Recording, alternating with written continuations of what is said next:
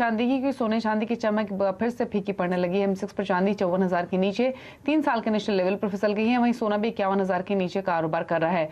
तो क्या है गिरावट के कारण और क्या ये गिरावट और बढ़ेगी, इस पर बातचीत करने के लिए India Boolean and jeweller association के सेक्रेटरी सुरेंद्र मेहता हमारे साथ मौजूद हैं। सुरेंद्र जी नमस्कार, स्वागत है आपका। तो फेड की मीटिंग का आउटकम भी हमने देख लिया और कमेंट्स भी। एक चीज तो क्लियर है कि इन्फ्लेशन को कंटेन करने के लिए स्ट्रिंजेंट मेजर्स फेड आगे भी उठाता रहेगा, जिसके कारण हमने करेंसी मार्केट हो, बुलियन मार्केट हो, सब पर आते हुए देखा है। लेकिन इंपॉर्टेंट ये है कि काफी समय से रुपया कमजोर या फिर कंसोलिडेट या थोड़ी सी लोअर रेंज में ही ट्रेड कर रहा था।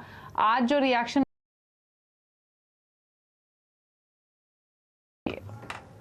देखिए, जो जैक्सन होल जो मीटिंग हुई थी और जिस तरह से पावेल साहब ने जो स्टेटमेंट दिया था, तो ये एब्सोल्युटली हॉकिश स्टेटमेंट था। और इन्फ्लेशन को कंट्रोल करने के लिए वो जितने भी मेजर्स यूज करना चाहते हैं वो मेरे ख्याल से वो यूज करेंगे। और इसीलिए सोने में एक बहुत ही भारी गिरावट हमने देखी और मुझे लगता है ये पेन यहाँ पर खत्म नहीं होने वाला।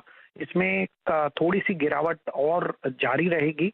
मुझे नीचे के लेवल पर गोल्ड $1696 पर लगता है। ये अगले 10 दिनों तक या 8 दिनों तक एक रेंज बाउंड रहेगा बिटवीन $1696 टू $1755। तो ये इवन जो हम जो करेंसी देख रहे हैं, करेंसी में इतनी बड़ी गिरावट हमारे यहाँ पे भारतीय बाजारों में नहीं आई है।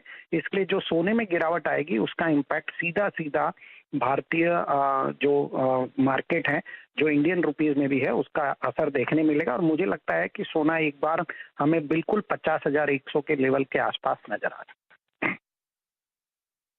ठीक है, तो फिर एक चीज बताइए मिस्टर मेहता, आपने लेवल्स के हिसाब से तो बड़ी क्लियरली बातचीत की है। अब दो एस्पेक्ट हैं। एक तो ये कि क्या सजेशन, क्या स्ट्रैटेजी पर होनी चाहिए? क्या यहाँ पे धीरे धीरे बाय शुरू करना चाहिए सोने में या वेट करना चाहिए? और दूसरा इंपॉर्टेंट फैक्टर ये कि डिमांड लगता है आपको कि इमर्ज होगी अगर प्राइसेस जैसे आप बोल रहे हैं थोड़ा और नीचे आ सकते हैं? अब तो दिवाली भी बहुत ज्यादा दूर नहीं है।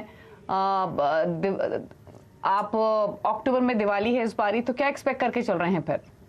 देखिए, जहां तक फेस्टिवल सीजन की बात है तो मार्केट ऑलरेडी एकदम रिजॉइस मूड में है।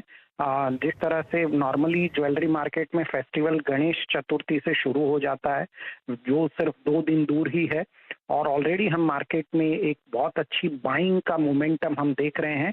और यदि ये थोड़ा सा और 50,000 के लेवल के आसपास आता है तो गोल्ड में बहुत अच्छी मार्केट यहाँ पर डेवलप होगी भारतीय बाजारों में। आप जो सजेशन की बात कर रहे हैं, तो देखिए, अगर $1730 के ऊपर फिलहाल हम गोल्ड को देख रहे हैं, जितना वॉलेटाइल मार्केट इक्विटी मार्केट चल रहा है उससे तो बहुत ही कम गोल्ड का मार्केट वॉलेटाइल है। मुझे लगता है यदि कोई $30 या $40 की रिस्क लेने को तैयार हो जाए तो यहाँ से एक मोमेंटम बाइंग करनी चाहिए, स्लोली एंड ग्रेजुअली बाय करके चलना चाहिए। और क्योंकि जब ये इन्फ्लेशन रिसेशन में कन्वर्ट हो जैसे ही शुरू होता जाएगा, वैसे वैसे गोल्ड के प्राइसेस बहुत तेजी से आगे बढ़े।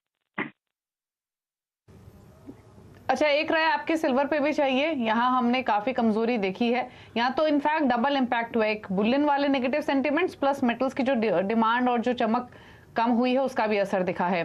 चांदी और नीचे आ सकता है क्या इन स्तरों से? देखिए, चांदी में एक बहुत इम्पोर्टेंट फैक्टर है जो सभी इन्वेस्टर को और लोगों को ध्यान रखना चाहिए। चांदी जब इक्विटी मार्केट गिरता है तो साथ में चांदी को वो प्रीशियस मेटल नहीं गिनता है और वो चांदी भी बिल्कुल नीचे आ जाती है। लेकिन जब वो बढ़ता है तो गोल्ड जब बढ़ेगा तभी चांदी बढ़ती है, वरना बढ़ती नहीं है। तो चांदी में हमेशा जब गिरावट होगी तो डबल पेन होगा। मेरे हिसाब से अभी भी इसमें एक बॉटम और बन सकता है। चांदी लगभग $17.7 के आसपास तक नीचे में दिखाई दे सकती है। लेकिन एक बार ये पॉइंट टच करने के बाद में मुझे लगता है चांदी में भी एक बड़ी तेजी आने की उम्मीद है और हम बहुत जल्दी चांदी को वापस $21 के आसपास देख सकते हैं। ठीक है, शुक्रिया मिस्टर मेहता।